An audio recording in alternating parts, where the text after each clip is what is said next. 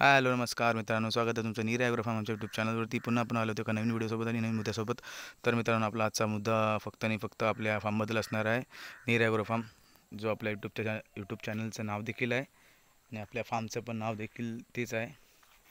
तर सर्वप्रथम तुम्हाला सांगतो मित्रांनो, आपल्या जी नीरा आजी आहे तिच्या नावाने आपण हा फार्म उघडलेला. व आमच्याकडे सुरुवातीला मित्रांनो फक्त एकच कोंबडी होती.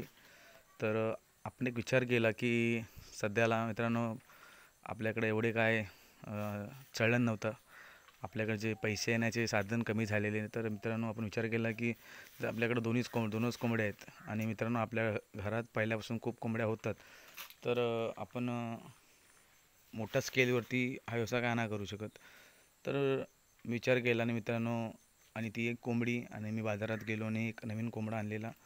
तो मित्र आपल्या व्यवसायाला झाली 1-1.5 वर्ष, तेव्हा आपण व्हिडिओ टाकायचो नाही. तर आपला मित्रांनो कोंबडा होता एक लाल रंगाचा, तो आपण आणलेला.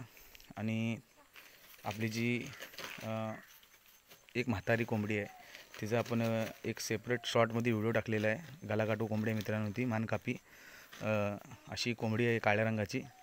तिच्यापासून मित्रांनो आपण आज 35 एक कोंबड्या जमा केलेल्या आहेत. तर पाहू शकता, हे आपल्याकडे जमीन मित्रांनो आपला जो उकिरडा असतो, हे पक्षी ना मित्रांनो खूप मेहनती असतात. गावठी पक्षी मित्रांनो खूप मेहनती असतो व त्याला आपल्या जन्माच्या पहिल्या दिवसापासून ते जोपर्यंत त्याचा मृत्यू आहे तोपर्यंत मित्रांनो त्याला खूप संघर्ष करायला लागते खूप. आणि अगदी 6 महिन्यापर्यंत मित्रांनो हा पक्षी खूप संघर्ष करतो. मी डोळ्यांनी पाहिलेला आहे आणि माझा अनुभव आहे. कारण की मित्रांनो सर्वप्रथम ह्या पक्ष्याला अंड्यातून बाहेर येण्यासाठी खूप जोर लावून टोच मारून मित्रांनो हा पक्षी आपल्या अंड्यातून बाहेर येतो. व पहिल्या दिवसापासूनच त्याच्या पाठी खूप सारे भक्षक, मांजर म्हणा, कुत्रा म्हणा, कावळा म्हणा, हार म्हणा, हे लागलेले असतात. त्यातून मित्रांनो तो वाचतो. तर असे धडधडीचे आयुष्य जगणारा पक्षी आपण आपल्या फार्मवरती याची निवड केली. तर मित्रांनो ही जात तर तुम्हाला माहितीच आहे, गावठी कोंबडी मित्रांनो आपण वडिलोपार्जित बाळगत आहोत. आणि अक्षरशः आपले जे पूर्वज होते त्यांच्यापासून ह्या कोंबड्या आहेत.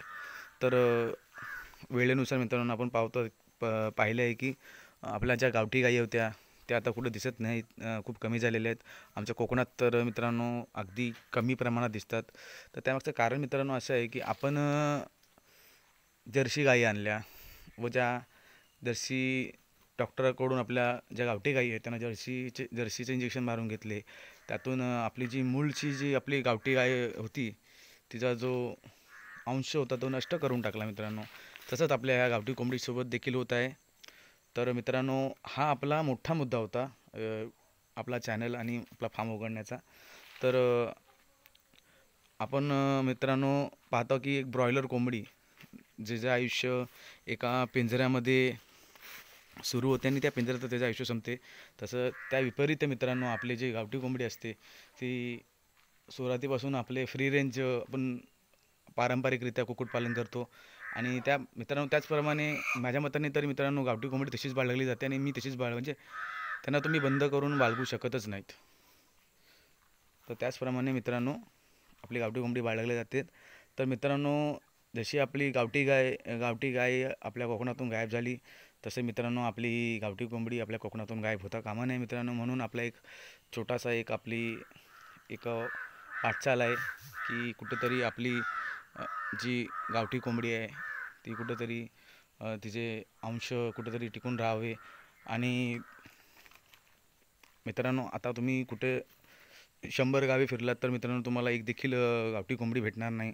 खूप कमी प्रमाणात गावठी कोंबड्या मित्रांनो लोक आजकाल बाळगतात. का? कारण की लोक आता अपडेट झाली. लोकांना कोंबड्यांच्या शिटांचा त्रास व्हायला लागला आणि लोकांना मित्रांनो ते ब्रॉयलरचे मटण आवडायला लागले. पण त्या मित्रांनो त्यांना माहीत नाही की ते जे ब्रॉयलरचं मटण खातात त्यातून त्यांना काहीच प्राप्ती नाही आहे.